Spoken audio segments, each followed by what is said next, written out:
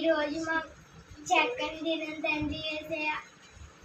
ఈరోజు మమ్మల్ని దీవించి తండ్రి యేసయ్య. ఉదయం కాలం నుంచి సాయంత్రం కాలం వరకు దీవించండి తండ్రి యేసయ్య.